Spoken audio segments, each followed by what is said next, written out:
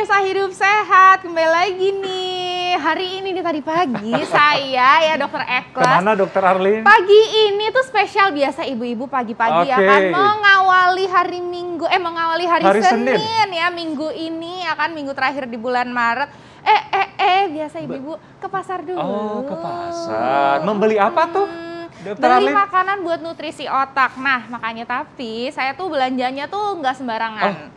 Kenapa? Karena barengan sama spesialis yaitu Dokter Ida Gunawan. Wah, Dokter Ida. Wah, halo, jadi kita fresh dari pasar. Keren ya banget ya. kan? Dokter Arlin belanja ditemani expertnya langsung ya. Sama expert, Dokter luar biasa. kadang-kadang temani saya juga ya. Mantap. Nah, ini dia hasil belanjaannya nih, ya kan? Nutrisi untuk otak ya. Betul. Ya, nah ini dokter, kita kan membahas mengenai makanan atau nutrisi untuk kesehatan otak nih. Nah, ada fakta mitos yang beredar di masyarakat tentang hal ini, dokter. Yes. Otak agar berfungsi memerlukan dua energi, yaitu oksigen dan glukosa yang kita makan. Fakta atau mitos, dokter? Ya, ini fakta. Fakta. Ya. Fakta. Fakta. Oke. Nah, sekarang kita cerita dulu, kenapa kok otak butuhnya seperti itu ya? Kalau bicara oksigen, pasti semua sel membutuhkan oksigen untuk rantai pernafasan ya. Jadi seperti pembakarannya lah ya gitu. Kemudian sebetulnya otak itu bukan cuma butuh glukosa. Ya. Jadi otak itu butuh nutrisi seperti sel lainnya, ada karbohidrat, contohnya adalah glukosa. Oke. Kemudian harus ada proteinnya, asam aminonya, biasa yang dia butuhkan baik itu adalah triptofan, tirosin ya, model seperti itu, lalu GABA. Kemudian dia juga butuh asam lemak loh, jadi jangan pikir, oh supaya otak kita sehat, jangan makan lemak, nah itu yang nggak betul. Tapi dari tiga itu, memang yang menjadi sumber energi utama yang bisa langsung segera dipakai oleh otak adalah glukosa. Glukosa. Ya, tapi kita harus ingat yang namanya glukosa, terus jangan pikir, wes mantap glukosa, gula ya. Jadi saya minum teh, tambahkan gula yang banyak. Kopi juga tambahkan gula yang banyak. Nah, yang jadi masalah, sel otak itu harus terus mendapatkan supply dari gula. Secara monoton, terus harus ada. Artinya apa? Supaya selalu gula itu disuplai terus-menerus, jangan sampai berhenti, maka kita harus mengkonsumsi karbohidrat yang lepas lambat. Jadi nggak boleh yang bikin naik itu tidak dianjurkan. Tapi yang lepas lambat, slow release. Jadi selalu ada terus dalam darah kita dalam jumlah yang konstan. Nah, karbohidrat yang lepas lambat itu ada di karbohidrat yang kompleks ya. Jadi bukan artinya gula-gulaan seperti itu. Ya, itu yang harus diketahui. Oke. Ini fakta mitos berikutnya nih, dokter. Kekurangan nutrisi ini dapat menyebabkan penurunan fungsi otak. Ini fakta atau mitos? Ya, ini fakta. Fakta. Ya. Fakta. Kok bisa seperti itu?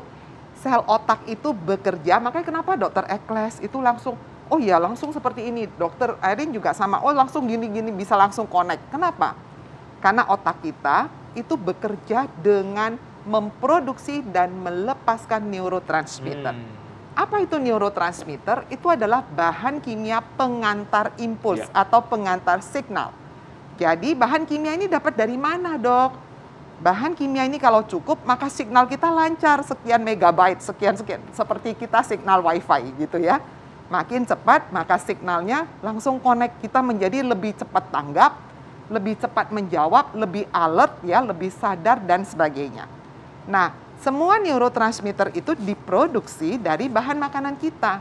Jadi kalau makanan kita makannya ala kadarnya, tidak seperti yang mengikuti gizi seimbang, hati-hati, produksi neurotransmitter menjadi kurang dan pelepasannya tidak maksimal.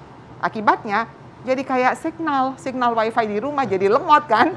Jengkel juga. Iya, nah sama kurang lebih karena dia bermain dengan signal ya. Benar-benar. Jadi nutrisi sangat penting ya. Menjadi masalah. Nggak mau lemot ya, nutrisi harus baik ya. Salah satunya.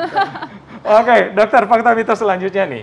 Nah, ikan berlemak seperti salmon dapat meningkatkan kesehatan otak. Fakta atau mitos? Ya, ini fakta lagi ya. Fakta. Ini ya dokter ya? Betul, ini contohnya adalah salmon. Tapi salmon ini kan bukan ikannya orang Indonesia ya, dan harganya juga aduhai toh ya, nanti malah bikin otak tambah lemot kalau makannya mahal. Saking nggak pikir. Saking mikir dapat duitnya dari mana. Okay. Nah, teman-teman di rumah, alternatifnya dok, betul, yang lebih Indonesia gitu. Betul sekali, karena ini kan ikan kaya akan lemak. Jadi yang lemak yang dibutuhkan adalah lemak baik, terutama omega 3, 6, dan 9. Yang berperan besar adalah di omega 3, yaitu DHA sebetulnya dan EPA juga.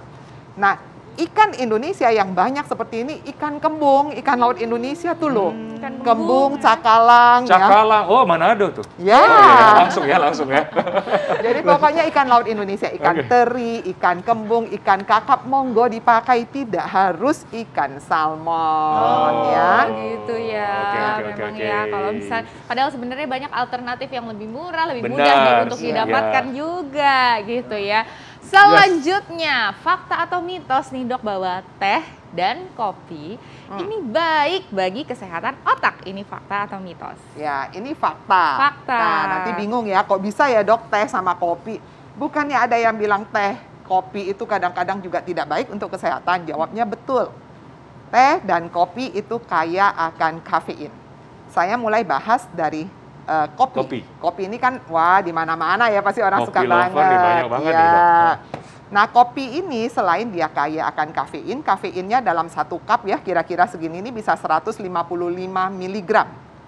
Kalau di dalam teh dia mengandung kira-kira 40 mg. Kalau di dalam minuman coklat kan ada minuman coklat ya, kalau ini kan coklat batangan, ada yang minuman itu kira-kira 20 mg. Nah, semua kafein ini itu bagus karena dia berfungsi sebagai stimulan untuk kerja dari sel otak. Kalau udah mulai ngantuk, mulai lemot, yang dicari apa? Kopi. Apalagi pagi-pagi dulu bangun yang dicari apa? Kopi. Karena dia stimulan, dia mengstimulasi sel otak kita supaya menjadi lebih alert ya.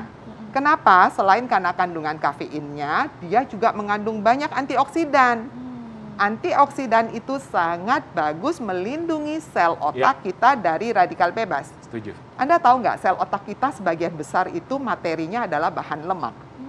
Lemak pernah makan, maaf ya, pernah makan otak sapi misalnya, itu kan enak ya katanya karena lemaknya banyak sekali, seperti itu. Nah, ternyata sel lemak itu sangat rentan mengalami proses oksidasi. Jadi kalau ada radikal bebas yang masuk, Anda perokok, gaya hidup nggak baik, kurang tidur, Anda stres, maka sel otak ini yang paling mudah tersakiti, yang paling rentan, ya. Rapuh ya dok? Rapuh.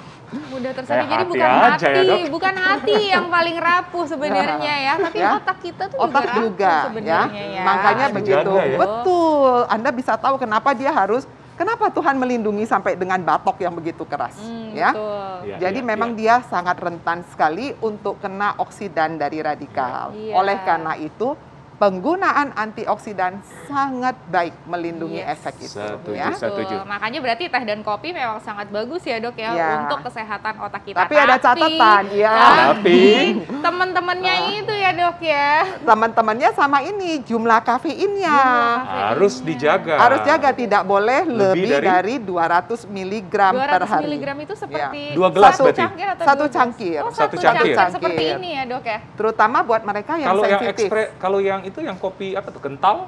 Ya, tergantung kandungannya, tergantung kandungan kafein karena setiap jenis kopi itu mempunyai kan? Sama yang manis-manis itu dong. Nah ini nih kesukaan saya banget. Waduh, coklat. Kalau tadi kan tiap pagi minum kopi, kalau saya tiap pagi makan coklat. Oke dokter. Nah ini mengenai kesukaan saya ini, fakta atau mitos dokter? Coklat katanya dapat meningkatkan kesehatan otak. Fakta atau mitos? Ya ini fakta. Tapi entar dulu belum selesai. Langsung dipegangin, nggak dibagiin lagi. Coklat yang dimaksud adalah dark coklat.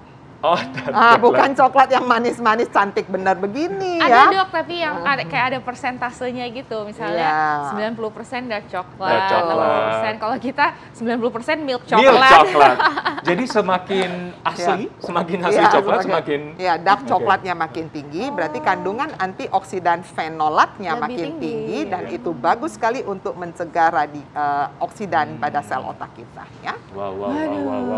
Gitu. Berarti harus dijaga ya. Yes, nah ini di sini depan kita nih dok masih ada alpukat, beri-berian, sayuran hijau, ada kentang juga. Ini makanannya nih bagus atau malah harus dihindari ya untuk kesehatan otak kita? Nah, saksikan jawabannya sesaat lagi, tetap di Hidup Sehat.